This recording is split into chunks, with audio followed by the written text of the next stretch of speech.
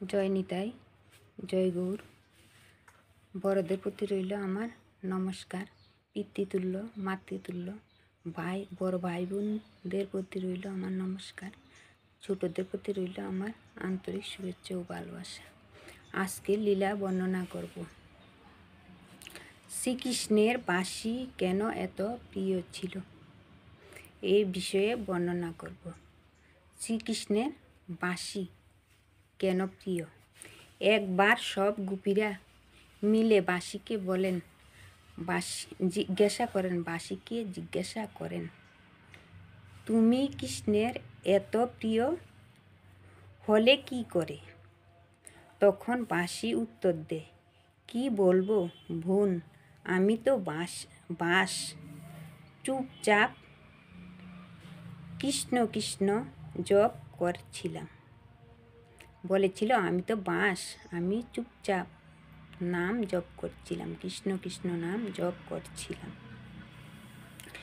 একদিন তার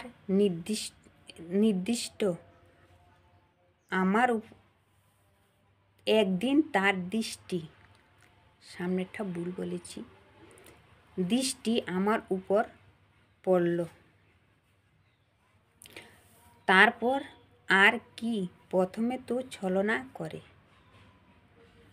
করেছিল, আমাকে তো আমার আত্মীয়দের কাছ থেকে সরিয়ে দেয়।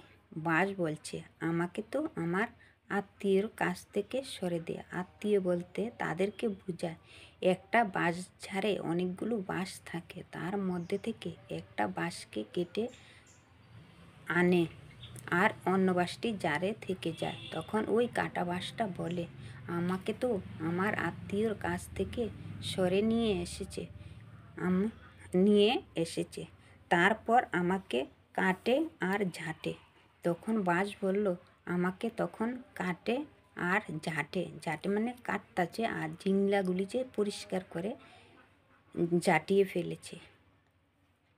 কষ্ট তো অনেক হচ্ছে, কিন্তু আমি কৃষ্ণ কৃষ্ণ বলতে থাকি তখনও তার মন ভরে না।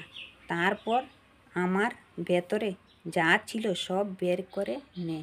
তখন বাঁশ বলতে লাগলো, আমার ভেতরে যা আছে সব পরিষ্কার করে এবং বের করে ফেলে দে। তখনও আমি কৃষ্ণ কৃষ্ণ বলতে থাকি, তবুও বাঁশ তখনও বলে, আমি কৃষ্ণ কৃষ্ণ বলতে থাকি, তখনও তার মন ভরে না। আমার শরীরে 6টি ছিদ্র করে। বাঁশ বলছে, আমার শরীরে 6টি ছিদ্র করে, মানে বাঁশি বানাতে গেলে 6টা ছিদ্র লাগে। আর আমি পাগল, তখনও কৃষ্ণ কৃষ্ণ করছিলাম। আর অবশেষে কৃষ্ণ বলে তুমি জিতলে। তখন কৃষ্ণ বলল, তুমি কৃষ্ণ বলে জিতলে, বাঁশিকে বলল।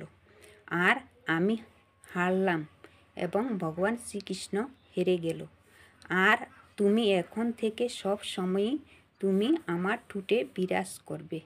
তখন ভগবান শ্রীকৃষ্ণ বললেন, তুমি সবসময় আমার ঠোঁটে বিরাজ করবেন। জয় নিতাই, জয় গৌর, নমস্কার। ভুল হলে ক্ষমা করে দেবেন।